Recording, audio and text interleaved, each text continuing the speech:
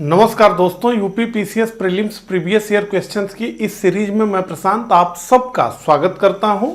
इस लेक्चर में हम डिस्कस करेंगे 2011 से लेकर 2022 तक के दौरान यूपी पीसीएस प्रीलिम्स में इंडियन पॉलिटी से जो प्रश्न पूछे गए हैं उनको। इस टॉपिक का ये मेरा तीसरा लेक्चर है। इस टॉपिक के 2 लेक्चर ऑलरेडी इस चैनल पे अपलोड किए जा चुके हैं। जिन्हें अभी तक अगर आपने ना देखा हो तो आप इस चैनल पे चले जाइए, वहां आपको यूपी पीसीएस प्री PYQ इस नाम से एक प्लेलिस्ट मिलेगी। उस प्लेलिस्ट में इस सीरीज के सभी लेक्चर्स आपको एक क्रम से देखने को मिल जाएंगे, तो वहां जाकर के आप उन्हें देख सकते हैं। तो चलिए इसी के साथ इस लेक्चर को प्रारंभ करते हैं। तो प्रश्नों पे आऊं उससे पहले मैं आप सभी को बताना चाहूंगा कि डिकोड एग्जाम की ओर से यूपी पीसीएस प्रीलिम्स के लिए टेस्ट सीरीज जारी की गई है, जिसमें कुल 23 टेस्ट आपको मिलते हैं, जिसमें से 14 टेस्ट सब्जेक्ट वाइज है, 10 टेस्ट आपका फुल टेस्ट है, जिसमें कुल 150 प्रश्न होंगे, ठीक उसी तरह से जैसे वास्तविक परीक्षा में आपसे पूछा जाता है। इसके अलावा 5 करंट अफेयर्स के टेस्ट और 5 CSAT के टेस्ट हैं। तो निश्चित रूप से आप लोग बहुत अच्छे तरीके से तैयारी कर रहे होंगे, ऐसी मैं उम्मीद करता हूं।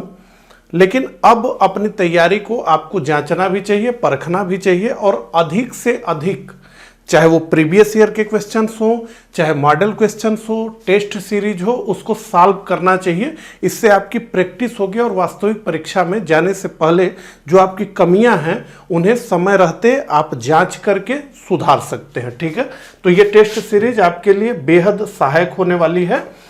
अगर आप इस टेस्ट सीरीज को ज्वाइन करना चाहें तो 9506742546 पर यूपी पीसीएस 2023 टेस्ट लिख करके आप व्हाट्सएप कर दें। इस टेस्ट सीरीज से जुड़ी हुई सारी जानकारी आपको दे दी जाएगी। ठीक है, तो ये तो बात हुई टेस्ट सीरीज की। अब सीधे प्रश्न पर हम आते हैं। तो अभी तक हमने 2011, 12, 13, 14 और 2015 का जो कैंसल्ड हो गया था एग्जाम, इतने तक के प्रश्नों को डिस्कस किया है। इस समय हम डिस्कस करेंगे 2015 का जो री एग्जाम हुआ था उसके प्रश्नों को। ठीक है, तो चलिए अब सीधे प्रश्नों पर आते हैं। तो अभी तक कुल 77 प्रश्नों को हमने डिस्कस कर लिया है, तो अब उससे हम आगे बढ़ेंगे। तो 78 क्वेश्चंस हमारे सामने है। भारत में लिखित संविधान है, कथन है ये, कारण आर है, क्या है, शक्तिशाली क्षेत्रीय दलों का विकास क्षेत्रीय आकांक्षाओं का संकेतक है। नीचे कूट दिया गया है, इसी से हमें उत्तर देना है। तो देखिए, भारत में लिखित संविधान है। निश्चित रूप से भारत का संविधान विश्व में सबसे विस्तृत लिखित संविधान है, हम सब जानते हैं। शक्तिशाली क्षेत्रीय दलों का विकास क्षेत्रीय आकांक्षाओं का संकेतक है, तो निश्चित रूप से शक्तिशाली क्षेत्रीय दलों का विकास क्षेत्रीय आकांक्षाओं का संकेतक है, क्योंकि बहुत सारे ऐसे राज्य हैं जहां पर कि क्षेत्रीय दलों की सरकारें बन रही हैं। तो निश्चित रूप से यह है कि जो राष्ट्रीय राजनीतिक दल हैं वो क्षेत्रीय समस्याओं को, राज्य आधारित समस्याओं को ठीक प्रकार से एड्रेस नहीं कर पाए हैं, और इसलिए बहुत सारे क्षेत्रीय दल सरकार चला रहे हैं राज्यों में, हम जानते हैं। ठीक है, तो भारत में लिखित संविधान है, यह भी सही है। शक्तिशाली क्षेत्रीय दलों का विकास क्षेत्रीय आकांक्षाओं का संकेतक है, यह भी सही है। तो दोनों ए और आर सही है, और ए का सही स्पष्टीकरण आर है। असल में ए का सही स्पष्टीकरण आर नहीं है। भारत में लिखित संविधान है, इसलिए क्षेत्रीय दलों का विकास क्षेत्रीय आकांक्षाओं का संकेतक हो गया। क्षेत्रीय दलों का विकास इसलिए नहीं हो रहा है कि भारत में लिखित संविधान है। ठीक है, तो ये कारण तो नहीं है। तो दोनों ए और आर सही है, परंतु ए का सही स्पष्टीकरण आर नहीं है। यही बी हमारा उत्तर होगा। 78 का जो हमारा उत्तर होगा वो होगा बी। चलिए दूसरे प्रश्न को देखते हैं। निम्न में से कौन भारतीय संविधान के अंतर्गत मौलिक कर्तव्यों में सम्मिलित नहीं है? तो मौलिक कर्तव्य में क्या सम्मिलित नहीं है? पहला, देश की रक्षा करना एवं राष्ट्र की सेवा करना। तो निश्चित रूप से देश की रक्षा करना एवं राष्ट्र की सेवा करना एक मौलिक कर्तव्य है।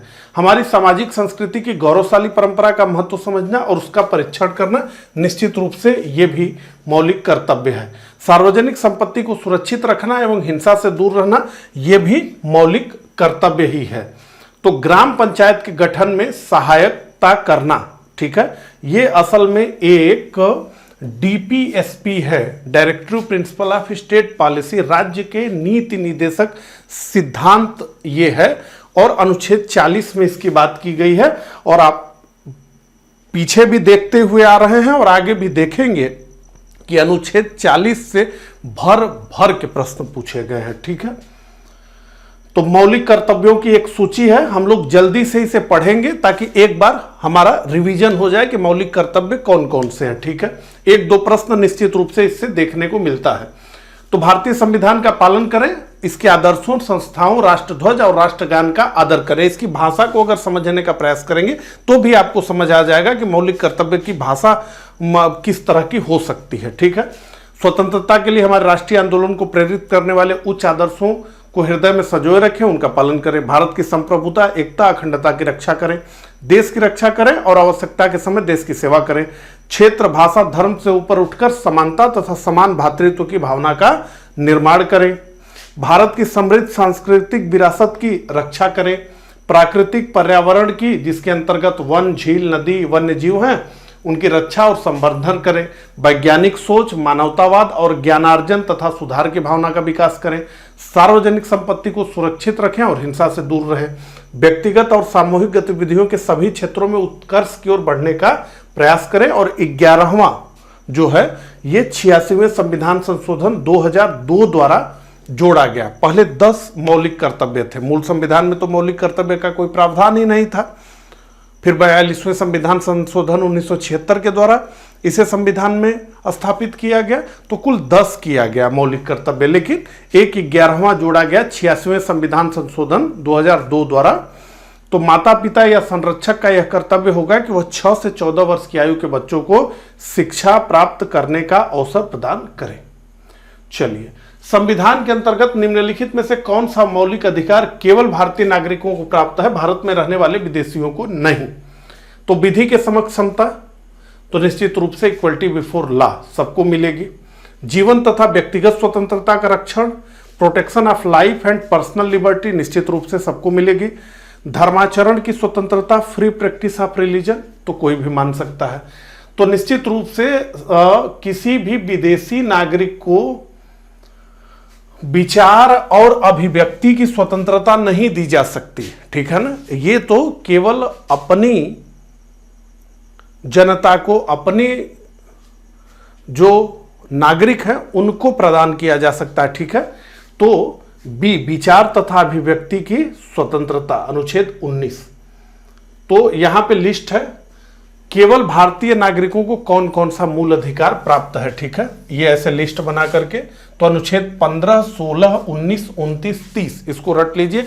ये केवल भारतीय नागरिकों को प्राप्त हैं, विदेशियों को ये मूल अधिकार भारत में नहीं प्राप्त होगा। ठीक है, भारत भूमि पर मौजूद विदेशियों और भारतीय नागरिकों को प्राप्त मूल अधिकार, तो अनुच्छेद 14 है, सबको मिलेगा। 20, 21, 21 ए, 22, 23, 24, 25, 26, 27, 28। तो जो मौलिक अधिकार है वो हमें स्टेट के विरुद्ध भी मिलता है और निजी व्यक्तियों के भी विरुद्ध मिलता है। ठीक है, तो जो मूल अधिकार हमें निजी व्यक्तियों के विरुद्ध मिले हैं वो कौन कौन से हैं? तो 15(2) है, 17 है, 23 है, 24 है। ठीक है, चलिए अगले प्रश्न पे बढ़ते हैं। संविधान की विषय सूचियों में दिए गए विषयों के अतिरिक्त विषयों पर कौन कानून बना सकता है?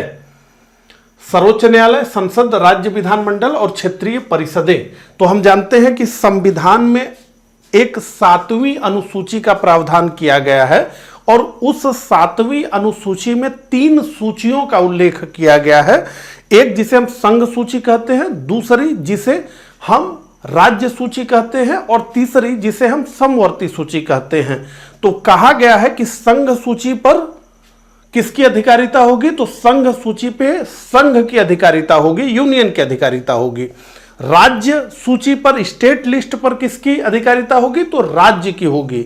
और समवर्ती सूची पर किसकी अधिकारिता होगी? तो राज्य और संघ दोनों की ही होगी। तो यह बताया गया है। लेकिन कोई ऐसा विषय है जो इन तीनों सूचियों में नहीं है, तो उस विषय की अधिकारिता किसकी होगी, यही प्रश्न पूछा जा रहा है। तो इसका उत्तर है वो अधिकारिता निश्चित रूप से संसद को होगी। तो संविधान की विषय सूचियों में दिए गए विषयों के अतिरिक्त विषयों पर कौन कानून बना सकता है? तो संसद बना सकती है, और उसे रेसिड्यूअल पावर कहा गया है। तो रेसिड्यूअल पावर जो है वो है संघ के पास। ठीक है, तो यहां पर हम देख सकते हैं शासन की 3 सूचियां हैं। एक तो संघ सूची है, यूनियन लिस्ट है। इसमें कुल मौजूदा समय में 100 विषय दिए गए हैं। तो 100 सब्जेक्ट हैं, किसमें हैं? तो संघ सूची में हैं। और मूल संविधान में कितने विषय थे? तो 97 थे, यानी 3 बढ़ चुके हैं। इसके बाद हम देखें तो राज्य सूची है, इसमें वर्तमान में 61 सब्जेक्ट हैं, लेकिन मूल संविधान में इसमें 66 सब्जेक्ट का उल्लेख किया गया है। तो 5 कम हो गए, 5 स्टेट्स के सब्जेक्ट कम हो गए। ठीक है, इसके अलावा समवर्ती सूची है, इसमें अभी 52 सब्जेक्ट्स हैं, पहले कितने थे? 47 थे। ठीक है, तो ये है। अब राज्य सूची में क्या है? लोक व्यवस्था है, पुलिस है, स्वास्थ्य है, कृषि है, स्थानीय शासन है, मदिरा, कारागार, पथकर आदि, इसी तरह 61। समवर्ती सूची में शिक्षा, वन, माप तौल, जनसंख्या नियंत्रण, परिवार नियोजन आदि, इसी तरह से कुल 52। संघ सूची में रक्षा, विदेश नीति, संचार, परमाणु ऊर्जा आदि, इसी तरह से कुल 100। तो ये शासन की 3 सूचियां हैं। ठीक है, अब क्या बताया गया है कि वे विषय जो इन तीनों सूचियों में शामिल नहीं होंगे उन्हें अवशिष्ट शक्तियों रेसिडुअल लिस्ट के तहत रखा जाता है, जिस पर कानून बनाने का अधिकार किसके पास है? संसद के पास है। इसी तरह से अनुच्छेद 248 खंड 1 के अनुसार संसद के पास उस विषय पर कानून बनाने की शक्ति है जो तीनों सूचियों में शामिल नहीं है, यह स्पष्ट रूप से लिखा गया है। और अनुच्छेद 248 खंड 2 क्या कहता है कि कोई ऐसा काम जो तीनों अनुसूचियों में शामिल, कोई ऐसा कर जो तीनों अनुसूचियों में शामिल नहीं है के संबंध में कानून बनाने की शक्ति भी संसद के पास है। चलिए अगले प्रश्न पे आते हैं। निम्न में से कौन एक भारत के संविधान का संघीय लक्षण नहीं है? केंद्र तथा राज्यों के बीच शक्ति का बंटवारा, पूर्ण रूप से लिखित संविधान, इकहरी नागरिकता और स्वतंत्र न्यायपालिका। तो देखिए, भारत के संविधान का संघीय लक्षण है केंद्र तथा राज्यों के बीच शक्ति का बंटवारा। तो यह संघ का लक्षण है कि स्पष्ट रूप से केंद्र और राज्यों के शक्तियों का बंटवारा किया गया है, प्रॉपर संविधान में किया गया है, 3 लिस्ट्स के माध्यम से किया गया है, 3 अनुसूची बना के किया गया है, 3 सूचियों के माध्यम से। दूसरा, पूर्ण रूप से लिखित संविधान, तो निश्चित रूप से संघीय लक्षण है। संविधान अगर लिखित है तो यह संघीय लक्षण है। इकहरी नागरिकता, तो इकहरी नागरिकता जो है ये असल में संघ का लक्षण नहीं है, बल्कि ये यूनिटरी सिस्टम, एकात्म व्यवस्था का लक्षण है। और स्वतंत्र न्यायपालिका भी संघीय लक्षण है। तो हम ये कह सकते हैं कि इकहरी नागरिकता ये संघीय लक्षण नहीं है। तो 82 का जो हमारा उत्तर है वो है सी। आइए थोड़ा हम समझने का प्रयास करें। तो देखिए, हमें जो एक प्रणाली दिखती है संघात्मक प्रणाली, ठीक है, जिसका अगुआ, जिसका नेता है अमेरिका, जो क्लासिक एग्जाम्पल है। तो फेडरल सिस्टम का क्लासिक एग्जाम्पल हमें यूएसए दिखता है। और जो दूसरी प्रणाली है जिसे हम कहते हैं यूनिटरी सिस्टम, एकात्मक प्रणाली, उसका क्लासिक एग्जाम्पल है ब्रिटेन। इन्हीं दोनों को आधार बना करके हम समझ लेंगे संघीय व्यवस्था क्या है, यूनिटरी व्यवस्था क्या है। ठीक है, तो देखिए, अगर कोई देश संघात्मक व्यवस्था में है तो वहां निश्चित रूप से लिखित संविधान होगा, यह अनिवार्य है। क्यों होगा लिखित संविधान? क्योंकि जो राज्य संघ में समझौता करके आते हैं वो केवल मुंह से कह देने से नहीं आएंगे, उसके लिए प्रॉपर डॉक्यूमेंटेशन होना चाहिए। जैसे अमेरिका क्या है, एक राज्यों का संघ है, 50 राज्यों का एक संघ है। कठोर और संविधान की सर्वोच्चता, हमेशा से संविधान सर्वोच्च होगा ही होगा, क्योंकि अंततः उसी में सारी चीजें लिखी हुई है ना। 2 संविधान होंगे, एक केंद्र का, एक प्रांत का। अमेरिका का इसी तरह से है। दोहरी नागरिकता होगी, एक केंद्र की, एक प्रांत की। अमेरिका की इसी तरह से होगी। यहां क्या होगा, तो अलिखित होगा, लिखित भी हो सकता है, ठीक है, लेकिन हम ब्रिटेन को चूंकि मानक मान के कह रहे हैं तो वहां लिखित संविधान है। लचीला होगा, संसद की सर्वोच्चता होगी, यहां संविधान की सर्वोच्चता नहीं होगी।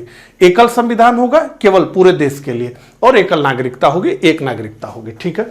इसके अलावा न्यायपालिका की स्वतंत्रता तथा संविधान की व्याख्या के संबंध में न्यायपालिका की सर्वोच्चता, तो हमेशा न्यायपालिका की स्वतंत्रता होगी और उसकी सर्वोच्चता होगी, क्योंकि आखिर में संविधान की व्याख्या तो उसे ही करनी है ना, तो किसी का हित प्रभावित ना हो, यानी राज्यों का हित न प्रभावित हो संघ के सामने, तो हमेशा न्यायपालिका स्वतंत्र होगी और सर्वोच्च होगी। यहां संसद सर्वोच्च होगी। केंद्र और राज्यों के मध्य शक्तियों और दायित्वों का संवैधानिक विभाजन, तो भारत में संवैधानिक विभाजन है 7वीं अनुसूची के तहत। यहां क्या होगा, सभी शक्तियां केंद्र में निहित होती हैं, प्रांतों की शक्तियां केंद्र की इच्छा पर निर्भर होती हैं, ठीक है। तो उदाहरण है संयुक्त राज्य अमेरिका यूएसए, और उदाहरण है ब्रिटेन, एकात्मक प्रणाली का, संघात्मक प्रणाली का अमेरिका है। अब देखिए भारत में कई लक्षण संविधान में ऐसे हैं जो देख करके ये लगता है कि भारत एकात्मक व्यवस्था वाला देश है, लेकिन बहुत सारे लक्षण ऐसे हैं भारत के संविधान में जिन्हें देख करके लगता है कि भारत संघ है। तो डॉक्टर भीमराव अंबेडकर ने स्पष्ट रूप से यह कहा कि हम किसी फेडरेशन के क्लासिक उदाहरण की तरफ नहीं जा रहे हैं, हमने राज्यों का निर्माण किया है भारत में प्रशासनिक सुविधा के लिए, ठीक है। तो आइए, इसीलिए संविधान में यूनियन शब्द का प्रयोग किया गया है, फेडरेशन का नहीं, ठीक है।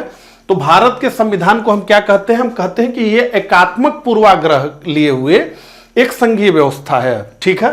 तो a federal system with unitary bias, तो कैसे हम ये कह रहे हैं उसको भी देख लीजिए। तो भारत के संविधान में जो संघीय लक्षण है उन्हें समझ लें हम, जिनको देखकर लगता है कि भारत संघ है। क्या क्या है, तो 2 सरकारें हैं, कौन कौन सी, एक राज्य की, एक केंद्र की। शक्तियों का क्या है, विभाजन है, स्पष्ट विभाजन है, ठीक है, कि भैया ये स्टेट के सब्जेक्ट है, ये यूनियन के सब्जेक्ट है, ये स्पष्ट है। लिखित संविधान है, जानते ही हैं। संविधान की सर्वोच्चता है, तो भारत में सर्वोच्च कौन है, तो संविधान है। स्वतंत्र न्यायपालिका है, तो न्यायपालिका स्वतंत्र है। द्विसदनीय विधायिका है, ठीक है। द्विसदनीय विधायिका का क्या मतलब होता है कि देखिए, संघ में जो लोकसभा है वो भारत के नागरिकों का प्रतिनिधित्व करती है, लेकिन संघ में जो राज्यसभा है वो असल में भारत में राज्यों का प्रतिनिधित्व करती है, इसलिए तर्क के तहत द्विसदनीय विधायिका। और इसीलिए राज्यसभा को यह शक्ति दी गई है कि वो नई अखिल भारतीय सेवा भी स्थापित कर सकती है और राज्य सूची के किसी विषय को अंतर्राष्ट्रीय राष्ट्रीय महत्व का घोषित करके उस पर कानून बनाने की अधिकारिता 1 वर्ष के लिए संसद को दे सकती है, ठीक है। लेकिन गैर संघीय लक्षण कौन सा है जिन्हें देखकर लगता है कि अरे ये तो संघ है ही नहीं।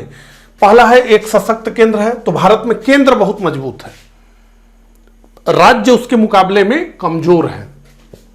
एक संविधान है, तो केवल पूरे भारत का एक ही संविधान है, राज्यों के पास कोई संविधान नहीं। एकल नागरिकता है, तो राज्य और राष्ट्र की अलग अलग नागरिकता नहीं है बल्कि एक ही नागरिकता है।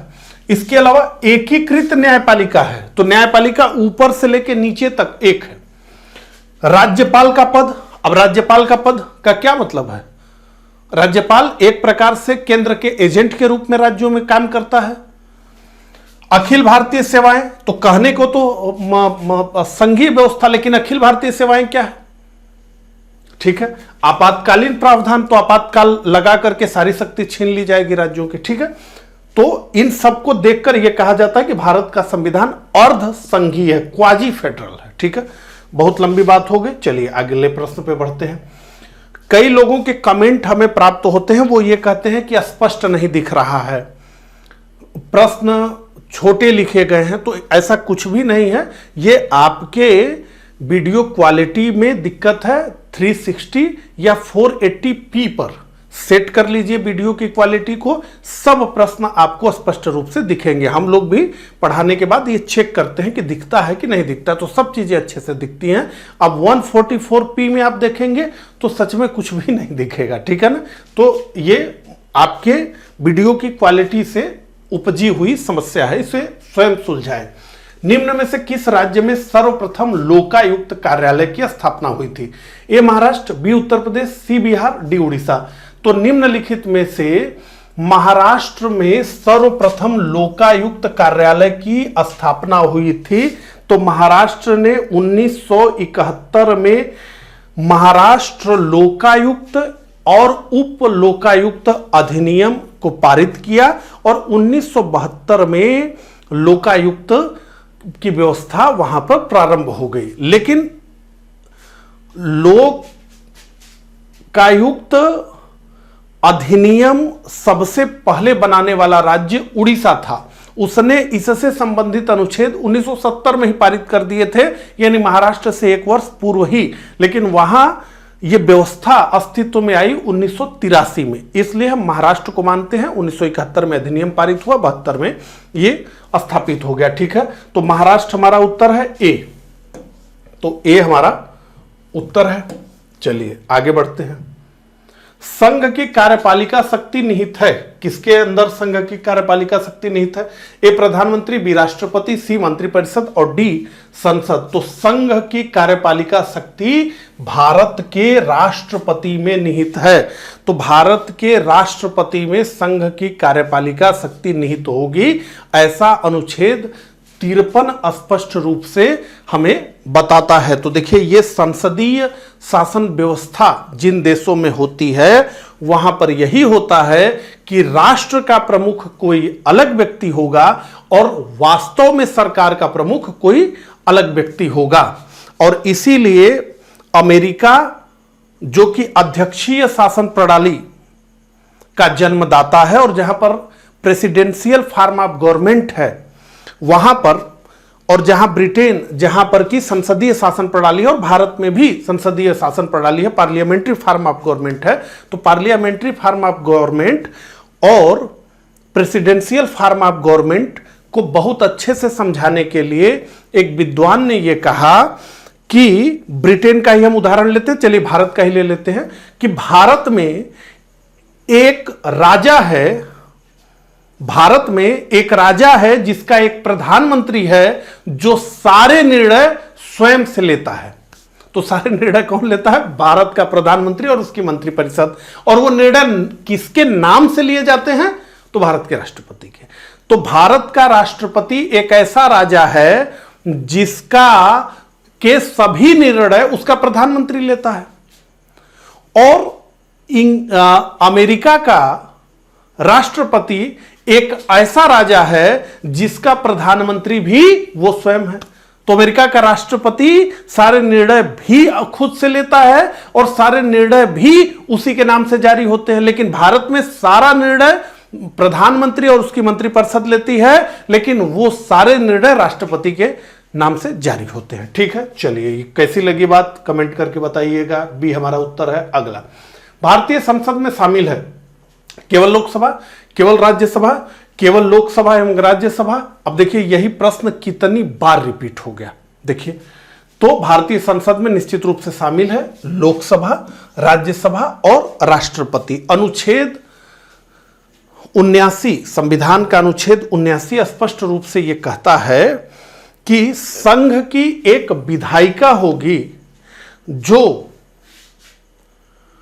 संसद के दोनों सदनों यानी लोकसभा और राज्यसभा और राष्ट्रपति से मिलकर के बनेगी। तो संसद जो होगी, जो विधायिका है, वो लोकसभा, राज्यसभा और राष्ट्रपति से मिलकर बनेगी। अगला, भारत के राष्ट्रपति की अनुपस्थिति में यदि उपराष्ट्रपति उपलब्ध नहीं है तो राष्ट्रपति की तरह निम्नलिखित में से कौन कार्य कर सकता है? भारत के प्रधान न्यायाधीश, प्रधानमंत्री, लोकसभा के अध्यक्ष, भारत के महान्यायवादी।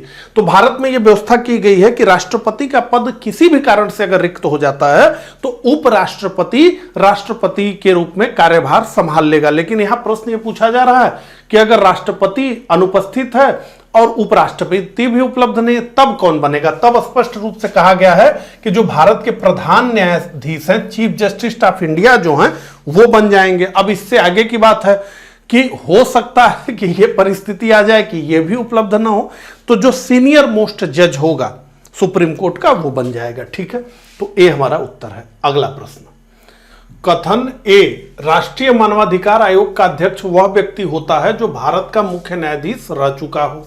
कारण आर, उक्त आयोग के अध्यक्ष का कार्यकाल 5 वर्ष अथवा 70 वर्ष की आयु पर्यंत जो भी पहले हो धारित करता है। तो देखिए, राष्ट्रीय मानवाधिकार आयोग का अध्यक्ष वह व्यक्ति होता है जो भारत का मुख्य न्यायाधीश रह चुका हो या न्यायाधीश रह चुका हो सुप्रीम कोर्ट में। ठीक है, पहले जब मानवाधिकार संरक्षण अधिनियम 1993 बे के माध्यम से मानवाधिकार आयोग का गठन किया गया, तो उस समय यह प्रावधान था कि मुख्य न्यायाधीश ही राष्ट्रीय मानवाधिकार आयोग के अध्यक्ष बनेंगे। अभी 2019 में इसमें संशोधन किया गया और यह कहा गया है कि सर्वोच्च न्यायालय के अन्य न्यायाधीश भी बन सकते हैं। ठीक है, तो ये गलत है सेंटेंस वर्तमान परिप्रेक्ष्य में। और दूसरा, उक्त आयोग के अध्यक्ष का कार्यकाल 5 वर्ष अथवा 70 वर्ष की आयु पर्यंत जो भी पहले हो धारित करता है, तो नहीं, 5 वर्ष को काट करके अब 3 वर्ष कर दिया गया है और 70 वर्ष की आयु जो भी पहले हो, तो 5 वर्ष को 3 वर्ष कर दिया गया, जो 2019 में संशोधन किया गया मानवाधिकार संरक्षण संशोधन अधिनियम 2019 द्वारा इसे 3 वर्ष कर दिया गया, तो यह भी गलत है। ऐसे में डी हमारा उत्तर होगा। ए गलत है, ए गलत है और आर गलत है। ठीक है, यहां पर ऑप्शन थोड़ा गलत हो गया है, ये उत्तर होगा। ठीक है, ए गलत है और आर गलत है, यानी डी हमारा उत्तर है। चलिए, संविधान का निम्न अनुच्छेदों में से कौन एक उपबंधित करता है कि मत बराबर होने की दशा में लोकसभा के अध्यक्ष का मत निर्णायक होगा और वह उसका प्रयोग करेगा? तो यह प्रावधान किया गया है कि लोकसभा के अध्यक्ष के हैसियत से कभी भी वोटिंग नहीं करेंगे, लेकिन जब मत बराबर हो जाएगा तो उस समय ये अपना वोट डाल सकते हैं, तो इनका निर्णायक वोट होगा। और इसका प्रावधान किया गया है संविधान के अनुच्छेद 100 में, तो संविधान का अनुच्छेद 100 इसका प्रावधान करता है। चलिए अगला प्रश्न, अनुच्छेद 108 के अंतर्गत लोकसभा और राज्यसभा की संयुक्त बैठक आहूत की जाती है। अब देखिए ये प्रश्न कितनी बार पूछा जा चुका है। ठीक है, देख रहे हैं कितना रिपीट हो रहा है। तो अनुच्छेद 108 के अंतर्गत लोकसभा और राज्यसभा की जो संयुक्त बैठक बुलाई जाती है वो भारत के राष्ट्रपति बुलाते हैं, और इस संयुक्त बैठक की अध्यक्षता लोकसभा के अध्यक्ष कर सकते हैं, और केवल साधारण विधेयकों पर ही ज्वाइंट सिटिंग का प्रावधान है। संविधान संशोधन विधेयक पर कोई भी ज्वाइंट सिटिंग नहीं बुलाई जा सकती। अगला प्रश्न, भारत में मत देने का अधिकार निम्नलिखित अधिकारों में से कौन सा है? मौलिक अधिकार, संवैधानिक अधिकार, प्राकृतिक अधिकार, वैधानिक अधिकार। तो देखिए, भारत में मत देने का अधिकार, निर्वाचित होने का अधिकार, लोक प्रतिनिधित्व अधिनियम 1951 के द्वारा दिया गया है। ये एक संसद का कानून है, और ऐसे में हम इसलिए कहते हैं कि भारत में जो मत देने का अधिकार है वो क्या है? ये एक वैधानिक अधिकार है।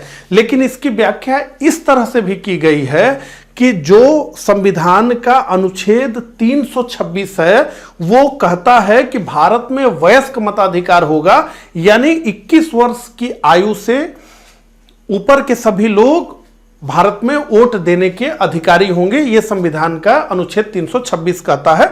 बाद में 21 को घटा करके 18 कर दिया गया अभी वर्तमान में। तो चूंकि संविधान में इसका उल्लेख है, इसलिए यह एक संवैधानिक अधिकार है, यह भी तर्क दिया जाता है।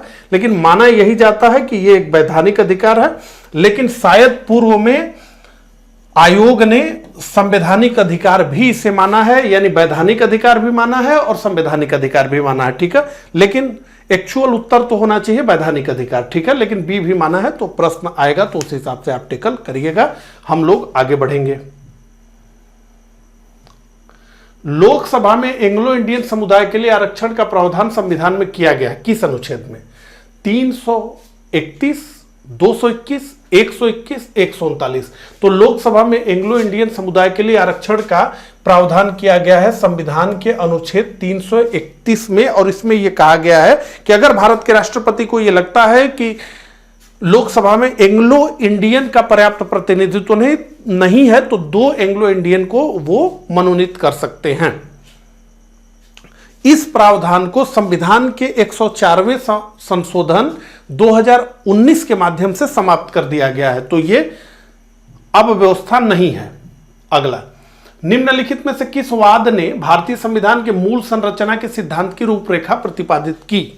तो बेसिक स्ट्रक्चर डॉक्ट्रिन, गोपालन बनाम मद्रास राज्य, गोलकनाथ बनाम पंजाब राज्य, केशवानंद भारती बनाम केरल राज्य, और उपरोक्त में से कोई नहीं।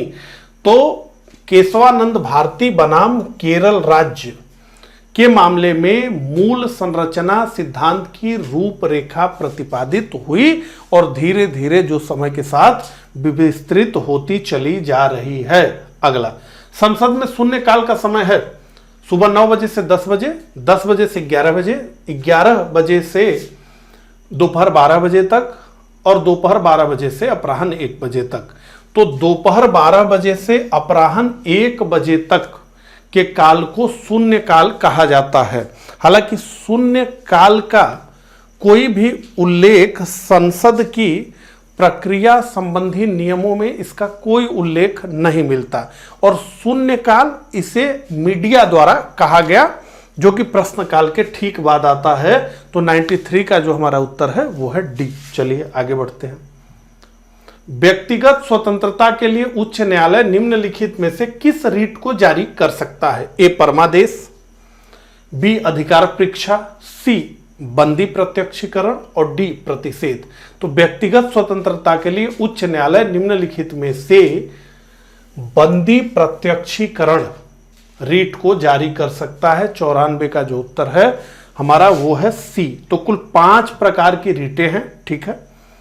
तो देखिए, अनुच्छेद 32 इसे डॉक्टर भीमराव अंबेडकर ने संविधान की आत्मा कहा है, ठीक है। यह भी प्रश्न पूछा गया है। इसी के द्वारा मूल अधिकारों का प्रवर्तन, इन्फोर्समेंट होता है तथा मूल अधिकारों का व्यवहारिक प्रयोग संभव हो पाता है, ठीक है। तो मूल अधिकार तो दिया गया, लेकिन अगर वो प्रवर्तन में नहीं रहेंगे, अगर वो इन्फोर्समेंट नहीं होगा उनका, तो फिर काम नहीं चलेगा। तो ये अनुच्छेद 32 कहता है, ठीक है।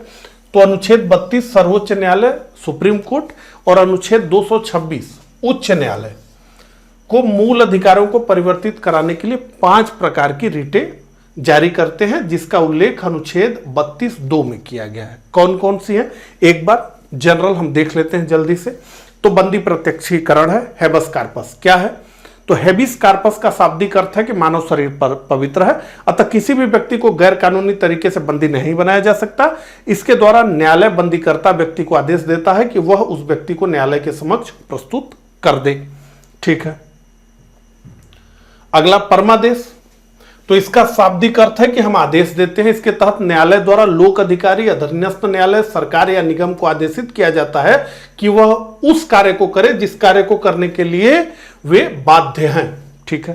प्रतिषेध, इसका शाब्दिक अर्थ है मना करना। यह रीट वरिष्ठ न्यायालयों, सुप्रीम कोर्ट, हाई कोर्ट द्वारा अधीनस्थ न्यायालयों तथा अर्ध न्यायिक अधिकरणों के विरुद्ध तब जारी की जाती है जब उनको उनके अधिकार क्षेत्र के उल्लंघन करने से रोकना है। उसके बाद उत्प्रेषण लेख है, तो पूर्णतया सूचित कीजिए, इसका शाब्दिक अर्थ है। तो यह किसी अधीनस्थ न्यायालय या अर्ध न्यायिक निकाय जो अपने अधिकारिता का उल्लंघन कर रहा है को रोकने के उद्देश्य से वरिष्ठ न्यायालय द्वारा जारी किया जाता है। अधिकार परीक्षा, इसका शब्द है आपका प्राधिकार क्या है। यह रीट किसी ऐसे व्यक्ति के विरुद्ध जारी होती है जो लोकपद, पब्लिक ऑफिस को अवैध रूप से धारण किए हो। इसके द्वारा यह पूछा जाता है कि वह किस अधिकार से उस पद को धारण किए हुए है। चलिए अगला प्रश्न, राज्य निर्वाचन आयोग एक संवैधानिक प्राधिकरण है। ग्रामीण स्थानीय निकायों के निर्वाचन पर भारत के निर्वाचन आयोग का निरीक्षण रहता है। तो राज्य निर्वाचन आयोग एक संवैधानिक प्राधिकरण है जिसका उल्लेख संविधान के 243 उपखंड के में किया गया है। तो 243 के इस आर्टिकल में इसका उल्लेख किया गया है। तो यह संवैधानिक निकाय है। ग्रामीण स्थानीय निकायों के निर्वाचन पर भारत के निर्वाचन आयोग का निरीक्षण रहता नहीं रहता है। ग्रामीण स्थानीय निकायों के निर्वाचन पर राज्य निर्वाचन आयोग का निरीक्षण रहता है, यही करता है, ठीक है। तो ऐसे में आर तो गलत है, तो ए सही है और आर गलत है। तो ये डी हमारा उत्तर है, ए सही है और आर गलत है, ठीक है। अगले प्रश्न पर बढ़ते हैं। भारत के राष्ट्रपति को महाभियोग द्वारा हटाने की प्रक्रिया निम्नलिखित में से किस अनुच्छेद में वर्णित है? महाभियोग से भी राष्ट्रपति के ये तीसरा या चौथा प्रश्न आ चुका है, ठीक है।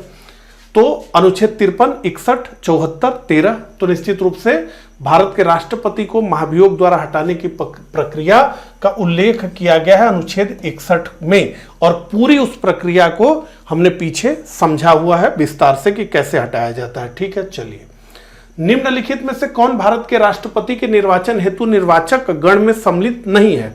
तो लोकसभा के निर्वाचित सदस्य तो निर्वाचक गण में है, जो प्रेसिडेंशियल कॉलेज है उसमें ये भी है, इलेक्टोरल कॉलेज जो है। राज्यसभा के निर्वाचित सदस्य निश्चित रूप से ये भी है। राज्यों की विधानसभाओं के निर्वाचित सदस्य निश्चित रूप से ये भी है। राज्यों की विधान परिषदों के निर्वाचित सदस्य असल में ये नहीं है, क्योंकि सब राज्यों में तो विधान परिषदें है ही नहीं ना, 6 राज्यों में है।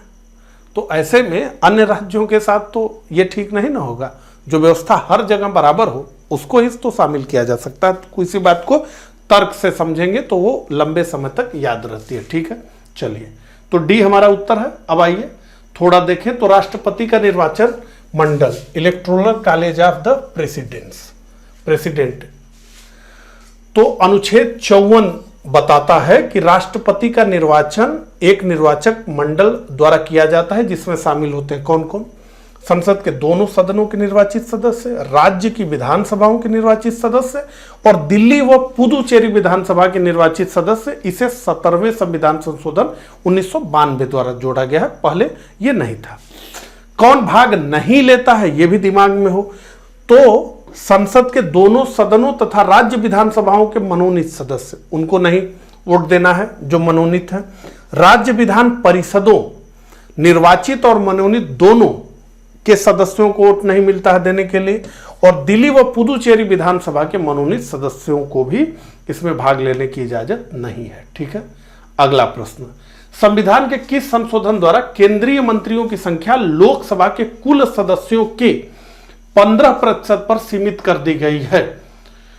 तो 91वां संशोधन, 92वां, 90 और उपरोक्त में से कोई नहीं। तो संविधान के 91वें संशोधन द्वारा लोकसभा के कुल सदस्यों के 15% से अधिक मंत्री नहीं हो सकते हैं। यह प्रावधान 91वां संशोधन 2003 के माध्यम से स्थापित किया गया है कि जो कुल लोकसभा की स्ट्रेंथ है उसके 15% से अधिक लोग मंत्री नहीं बनाए जाएंगे। तो ये हमारा उत्तर है। अगला, राज्य वित्त आयोग एक संवैधानिक निकाय है। संघीय वित्त आयोग पंचायतों को वित्तीय सहायता देने के लिए स्तुति नहीं कर सकता। तो राज्य वित्त आयोग एक संवैधानिक निकाय है, निश्चित रूप से है। संघीय वित्त आयोग पंचायतों को वित्तीय सहायता देने के लिए संस्तुति कर सकता है। तो असल में ए सही है और आर गलत है। तो ए सही है और आर गलत है। 99 का हमारा जो उत्तर है वो है सी। चलिए आगे बढ़ते हैं। तो जो री एग्जाम 2015 था उसके सारे प्रश्नों को हमने देख लिया और अब 2016 के प्रश्न हमारे सामने आएंगे। ऑन एन एवरेज अभी तक हमें यह पता चल रहा है कि लगभग 20 से 22 क्वेश्चंस केवल इंडियन पॉलिटी से पूछे जा रहे हैं। इसलिए आप समझिए कि यह टॉपिक कितना महत्वपूर्ण है। ठीक है, चलिए अब 2016 के प्रश्नों को देखते हैं। सूची 1 को सूची 2 से सुमेलित कीजिए। तो सूची 1 में प्रावधान है संविधान के और सूची 2 में अनुच्छेद दिए गए हैं। आखिर वो प्रावधान किस अनुच्छेद से जुड़े हुए हैं? तो संविधानिक संशोधन, संविधान का संशोधन। तो देखिए संविधान के संशोधन का उल्लेख अनुच्छेद 368 में किया गया है। ठीक है, कुल 3 प्रकार से भारत के संविधान में संशोधन होता है। इसके अलावा वित्त आयोग का उल्लेख किया गया है अनुच्छेद 280 में। इसके अलावा वित्तीय आपात, फिनेंशियल इमरजेंसी की बात की गई है अनुच्छेद 360 में। और इसके अतिरिक्त अखिल भारतीय सेवाएं, इसका उल्लेख किया गया है अनुच्छेद 312 में। तो संविधान संशोधन ए का 4 हमें कहां दिख रहा है? केवल बी में दिख रहा है। तो केवल आपको यह पता हो कि भारतीय संविधान में संशोधन का जो उल्लेख किया गया है वो अनुच्छेद 368 में किया गया है, तो आपको उत्तर पता चल जाएगा बी। आगे आपको कुछ जानने की जरूरत नहीं है। तो ए का 4 और बी का 3। तो बी का 3 वित्त आयोग अनुच्छेद 280, सी का 1 वित्तीय आपात अनुच्छेद 360, डी का 2 अखिल भारतीय सेवाएं अनुच्छेद 312। चलिए अगले प्रश्न पे बढ़ते हैं। भारत के सर्वोच्च न्यायालय ने संविधान के आधारभूत ढांचे के सिद्धांत को स्पष्ट किया है। फिर से देखिए 15 में भी ये प्रश्न था, फिर 16 में भी है। लोकनाथ, गोलकनाथ, सज्जन सिंह, शंकरी प्रसाद, केशवानंद भारतीवाद 1973। तो भारत के सर्वोच्च न्यायालय ने संविधान के आधारभूत ढांचे के सिद्धांत को स्पष्ट किया है केशवानंद भारतीवाद 1973 में। तो 101 का हमारा उत्तर है डी। अगले प्रश्न पे बढ़ते हैं। संविधान के अनुच्छेद 32 को डॉक्टर अंबेडकर ने इसकी आत्मा कहा था। अनुच्छेद 32 मौलिक अधिकारों के अतिक्रमण के विरुद्ध प्रभावी उपचार का प्रावधान करता है और इसीलिए डॉक्टर अंबेडकर ने संविधान के अनुच्छेद 32 को इसकी आत्मा कहा था, संविधान की आत्मा कहा था। तो 102 का हमारा जो उत्तर है वो है ए। दोनों ए और आर सही है और ए का सही स्पष्टीकरण आर है। ठीक है। भारत में नागरिकों के मौलिक अधिकारों में संशोधन कौन कर सकता है? ए लोकसभा, बी राज्यसभा, सी संसद और डी सर्वोच्च न्यायालय। तो भारत में नागरिकों के मौलिक अधिकारों में संशोधन की शक्ति निश्चित रूप से, ये इतना बड़ा पावर है, इसको कौन एक्सरसाइज करेगा? ठीक है। तो निश्चित रूप से केवल और केवल संसद कर सकती है। तो भारत में नागरिकों के मौलिक अधिकारों में संशोधन संसद ही कर सकती है। संसद ने जो संपत्ति का अधिकार था, वो एक मौलिक अधिकार था, उसे हटा करके एक कानूनी अधिकार, एक विधिक अधिकार बना दिया। तो ये शक्ति तो संसद के पास ही है। अगला, भारतीय संविधान का कौन सा अनुच्छेद भारत की विदेश नीति से संबंधित है? अब भारत की विदेश नीति से संबंधित है इस तरह का प्रश्न जो है, ठीक है, फिर भी चलिए। अनुच्छेद 380, 312, अनुच्छेद 60, अनुच्छेद 51। तो भारतीय संविधान का अनुच्छेद 51 जो कि एक डीपीएसपी है, directive principle of state policy है, जो राज्य का नीति निर्देशक सिद्धांत है, उसी में ये बात की गई है। आइए देख लें। तो अभी तक हमने समाजवादी, गांधीवादी निर्देशक तत्वों की बात कर ली है। अब हम बात कर रहे हैं पश्चिम उदारवादी निर्देशक तत्वों की। तो इसी में अनुच्छेद 51 है, जिसमें क्या लिखा है? अंतर्राष्ट्रीय शांति और सुरक्षा की अभिवृद्धि, राष्ट्रों के बीच न्यायसंगत व सम्मानपूर्वक संबंधों तथा अंतर्राष्ट्रीय विवादों को मध्यस्थता से निपटाने के लिए प्रोत्साहन देने का प्रयास करना। तो इसी को पूछ लिया गया, विदेश नीति से संबंधित है। ठीक है। तो अनुच्छेद 44 से यह क्या कहता है? तो समान नागरिक आचार संहिता की बात करता है, यूनिफॉर्म सिविल कोड की बात करता है, और ये मामला पिछले 2-3 सालों से बहुत चर्चा में है। अगला, अनुच्छेद 45, सभी बच्चों को 14 वर्ष तक की आयु पूरी करने तक निःशुल्क व अनिवार्य शिक्षा देना। 48, कृषि व पशुपालन को आधुनिक और वैज्ञानिक प्रणाली से करना। इसके अलावा पर्यावरण संरक्षण और वन्य जीवों की रक्षा करना, राष्ट्रीय महत्व के स्मारकों, स्थानों और वस्तुओं का संरक्षण करना, राज्य की लोक सेवाओं में कार्यपालिका को न्यायपालिका से पृथक करना। अगला, लोकसभा द्वारा पारित धन विधेयक राज्यसभा द्वारा भी पारित मान लिया जाएगा यदि राज्यसभा द्वारा उस पर कोई कार्यवाही नहीं की जाती है। 10 दिन, 14 दिन, 15 दिन, 16, तो 14 दिनों तक। तो लोकसभा द्वारा पारित धन विधेयक राज्यसभा द्वारा भी पारित मान लिया जाएगा यदि राज्यसभा द्वारा उस पर कोई कार्यवाही नहीं की जाती है 14 दिनों तक, तो मान लिया जाएगा कि वो अपने आप से पारित हो गया है।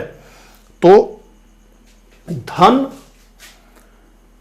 विधेयक हमेशा लोकसभा में प्रस्तुत होता है, हमेशा राष्ट्रपति की पूर्वानुमति लेकर के ही उसे प्रस्तुत किया जाता है। ठीक है, यह तथ्य है।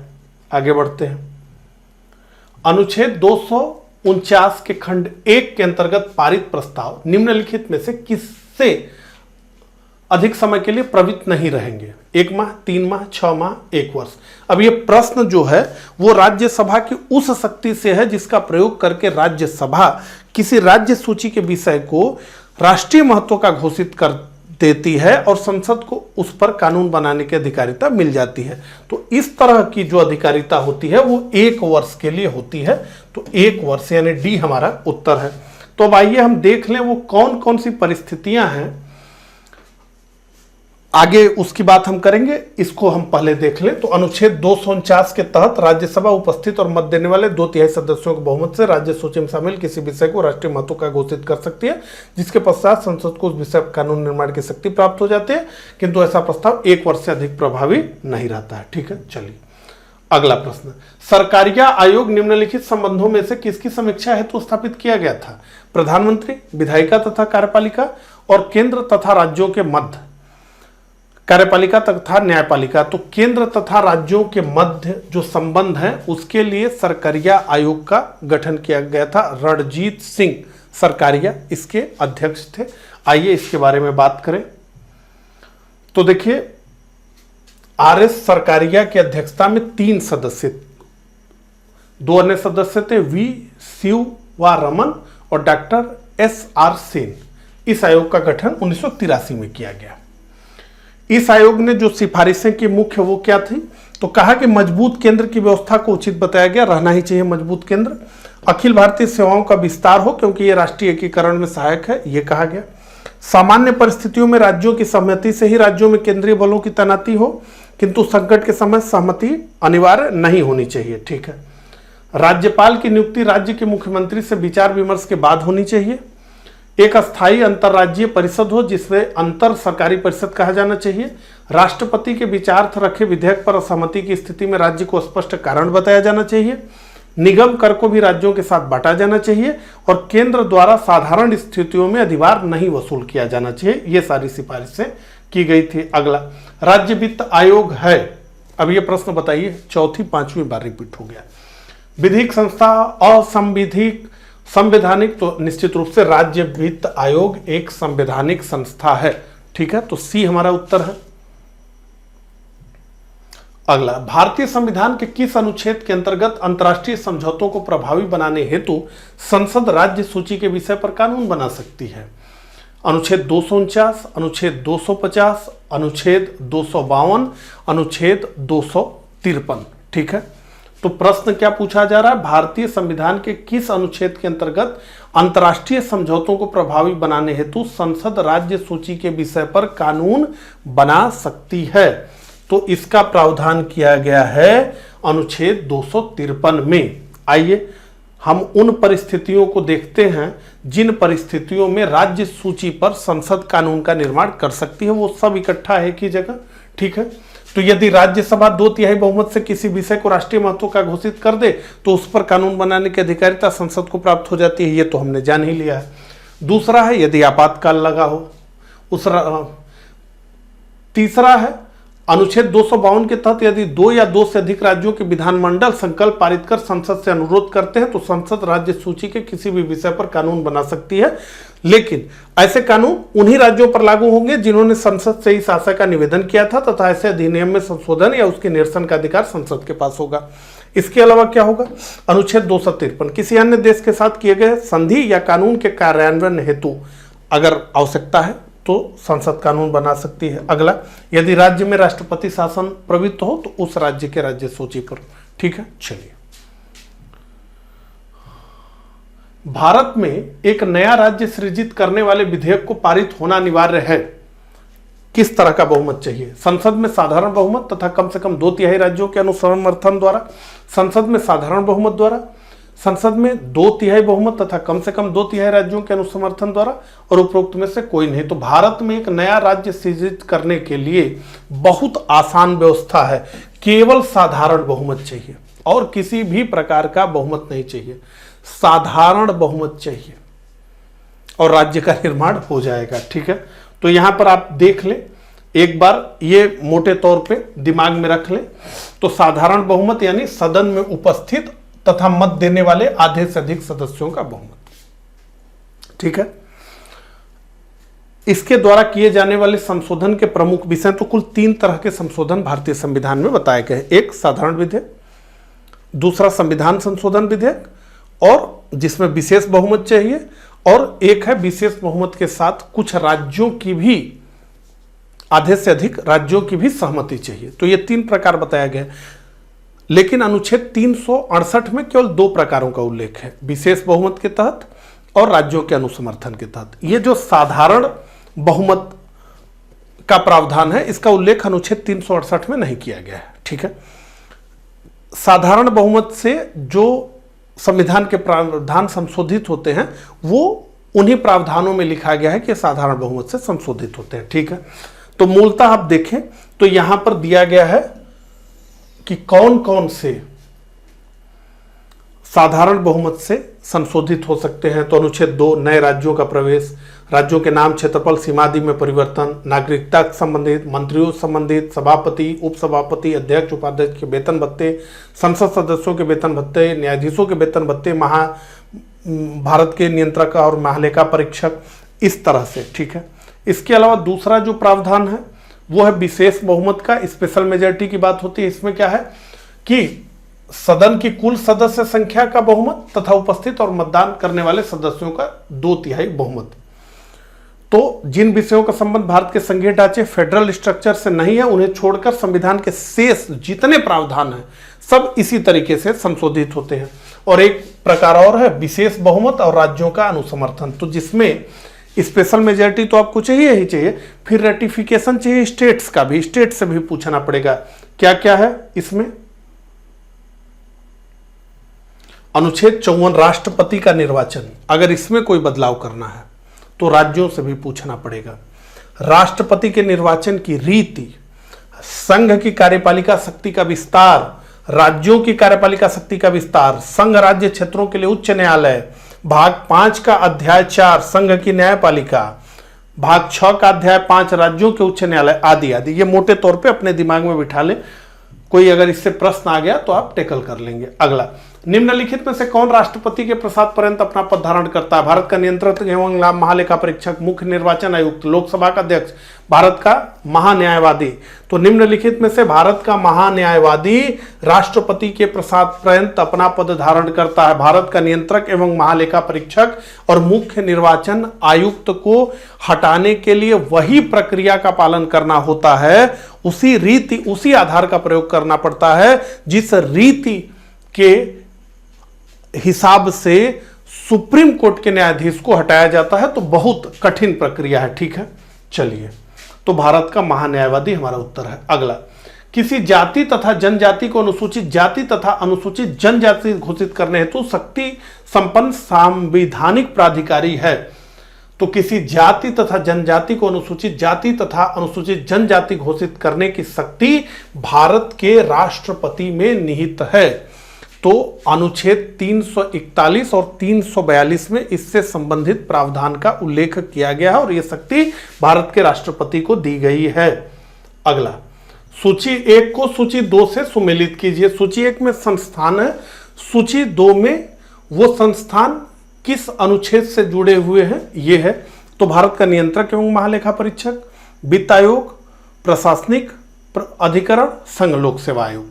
तो भारत का नियंत्रक एवं महालेखा परीक्षक, इसका प्रावधान संविधान के अनुच्छेद 148 में है।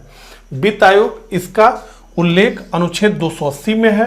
प्रशासनिक अधिकरण, इसका उल्लेख अनुच्छेद 323A में है और संघ लोक सेवा आयोग का उल्लेख अनुच्छेद 315 में है। तो A का 3 होगा तो A का 3 हमें A में भी दिख रहा है, B में भी दिख रहा है। B का 2 होगा तो B का 2 हमें A में दिख रहा है, इसका मतलब यही A उत्तर है। A का 3, B का 2 और प्रशासनिक अधिकरण C का 4 और D का 1 संघ लोक सेवा आयोग अनुच्छेद 315। चलिए अगला प्रश्न, भारतीय संविधान के किस अनुच्छेद में निर्वाचन आयोग के लिए प्रावधान किया गया है?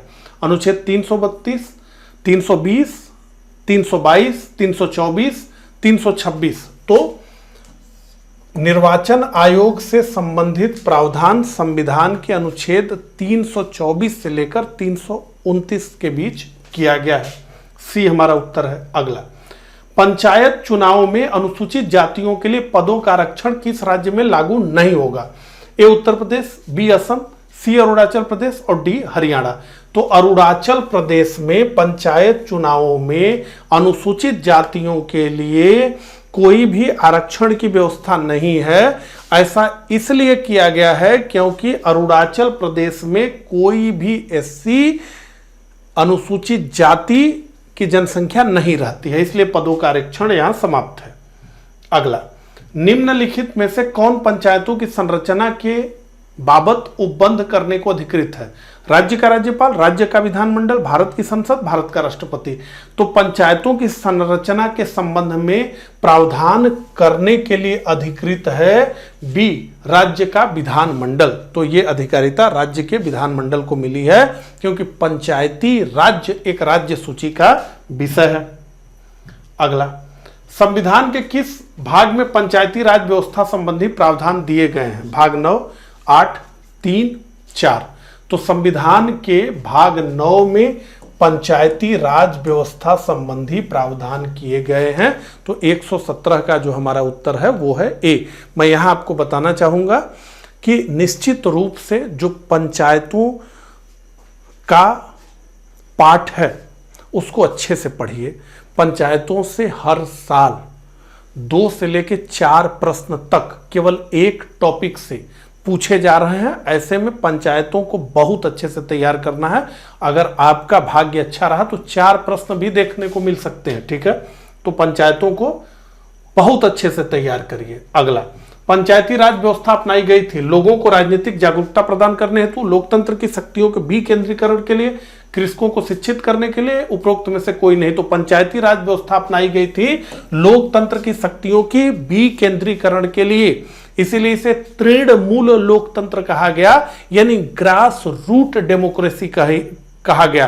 तो यह कहा गया कि जो लोकतंत्र है, जो निर्णय लेने की क्षमता है, वो बिल्कुल नीचे तक चली जाए और जिन लोगों के यहां कार्य होना है वही लोग अपने निर्णयों का अपना निर्णय स्वयं ले, ठीक है। तो लोकतंत्र की शक्तियों का विकेंद्रीकरण। अगला, भारत में पंचायती राज व्यवस्था का शिल्पी किसे कहा जाता है? आचार्य नरेंद्र देव, GV.K. Rao, B.R. Mehta, L.M. Singhvi. तो निश्चित रूप से भारत में पंचायती राज व्यवस्था का शिल्पी B.R. मेहता को कहा जाता है। अगला, निम्नलिखित पंचायतों में से किन्हें उत्तर प्रदेश में जिला योजना में सम्मिलित किया जाता है? नगर पंचायत, ग्राम पंचायत, क्षेत्र पंचायत। तो नगर पंचायत, ग्राम पंचायत, क्षेत्र पंचायत, ये तीनों जिला योजना में सम्मिलित होते हैं। तो डी 1, 2 और 3 सभी। तो यहां पे देखिए जिला योजना समिति का उल्लेख है, डिस्ट्रिक्ट प्लानिंग कमेटी। तो इससे संबंधित प्रावधान संविधान के अनुच्छेद 243 ZD में किया गया है। इसके अनुसार प्रत्येक राज्य में जिला स्तर पर एक जिला योजना समिति का गठन किया जाएगा, जो जिले के पंचायतों तथा नगर पालिकाओं द्वारा बनाई गई योजनाओं को समेकित कर संपूर्ण जिले के लिए एक विकास योजना का प्रारूप तैयार करेगी। इस समिति में कम से कम 4/5 सदस्य जिला स्तर पर पंचायतों और नगर पालिकाओं के निर्वाचित सदस्यों द्वारा अपने में से निर्वाचित किए जाएंगे। राज्य विधानमंडल विधि द्वारा जिला योजना समितियों की संरचना, अध्यक्ष चुने जाने की विधि और उसके कार्यों आदि के लिए प्रावधान करेगा। भारतीय संविधान के अनुच्छेद 243 ZJ के अनुसार सहकारी समिति के निदेशकों की अधिकतम संख्या हो सकती है A 21, B 15, C 11 और D 7। तो देखिए, वैसे तो सहकारी समिति के निदेशकों की कितनी संख्या होगी इसका प्रावधान करने की अधिकारिता राज्य विधानमंडल को है। वो समय समय पर इसे घटा और बढ़ा सकती है। वर्तमान में न्यूनतम 9 और अधिकतम 21 ये संख्या हो सकती है। तो ए हमारा उत्तर है। तो इस प्रकार से यूपी PCS प्रीलिम्स में इंडियन पॉलिटी से 2015 और 16 के दौरान जो प्रश्न पूछे गए थे उन्हें हमने डिस्कस किया। मुझे कमेंट करके जरूर बताइएगा कि मेरा ये प्रयास आपको कैसा लगा। मिलता हूं इसी लेक्चर के अगले पार्ट में, तब तक के लिए आप सभी को नमस्कार, धन्यवाद।